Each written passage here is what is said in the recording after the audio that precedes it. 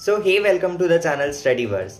आपने कमेंट किया था to make a video on difference between thermoplastic and thermosetting plastic. So here is the video. तो सबसे पहले हम दोनों की डेफिनेशंस देखेंगे। सो थर्मोप्लास्टिक्स ऐसे प्लास्टिक्स होते हैं जिसे हम हीट करके इजीली डिफॉर्म कर सकते हैं।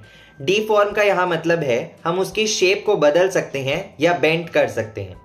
वहीं दूसरी तरफ थर्मोसेटिंग प्लास्टिक्स ऐसे प्लास्टिक्स होते हैं जिसे हम हीट करके शेप बदल सकते हैं, बट केवल एक बार, क्योंकि ये इररिवर्सिबल चेंज है। So definition point of view से दोनों का मेन डिफरेंस बस यही है कि थर्मोप्लास्टिक्स को हम लोग कितनी बार भी हीट करके उसके शेप को बदल सकते हैं, वहीं थर्मोसेटिंग प्लास्टिक को हम लोग हीट करके सिर्फ एक बार ही मोल्ड कर सकते हैं उसे एक शेप में। उसके बाद उसे हीट करने से कोई फर्क नहीं पड़ेगा क्योंकि वो इररिवर्सिबल चेंज है। अब डेफिनेशन के अलावा हम लोग कुछ और पॉइंट ऑफ डिफरेंसेस पे आ जाते हैं। Thermoplastics can be synthesized by addition polymerization process.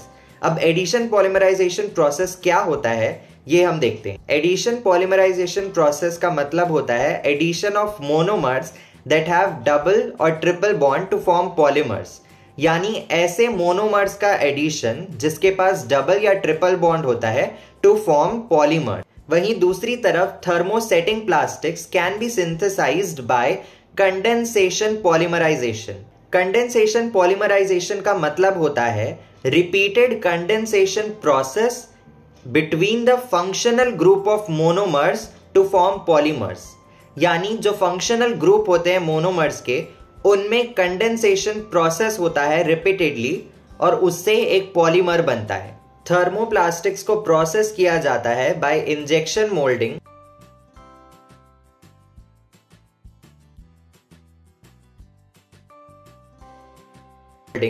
Blow moulding and rotational moulding. वहीं थर्मोसेटिंग प्लास्टिक को प्रोसेस किया जाता है बाय कंप्रेशन मोल्डिंग। थर्मोप्लास्टिक्स के मॉलिक्यूलर चेन्स के बीच में सेकेंडरी बॉन्ड्स होता है।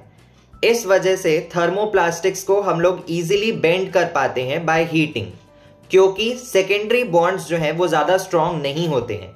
वहीं दूसरी तरफ थर्मोसेटिंग प्लास्टिक्स में मॉलिक्यूलर चेन्स के बीच में प्राइमरी बॉन्ड होता है and they are connected by strong cross links.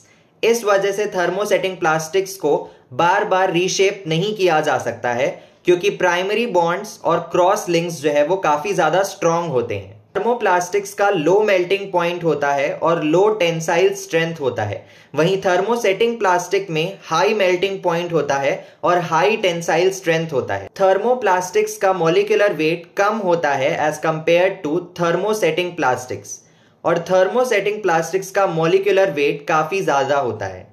Thermoplastics के एग्जाम्पल है polythene, PVC that is polyvinyl chloride and nylon.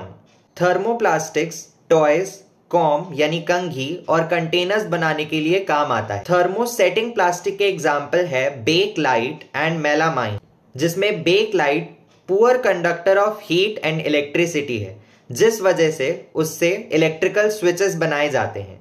वहीं मेलामाइन फायर रेजिस्टेंस है और बाकी सारे प्लास्टिक से ज्यादा हीट टॉलरेट कर सकता है। मेलामाइन से फ्लोर टाइल्स और किचन वेयर्स बनाए जाते हैं। सो आई होप कि आपको थर्मोप्लास्टिक्स एंड थर्मोसेटिंग प्लास्टिक्स के बीच का डिफरेंस अच्छे से समझ आ गया होगा।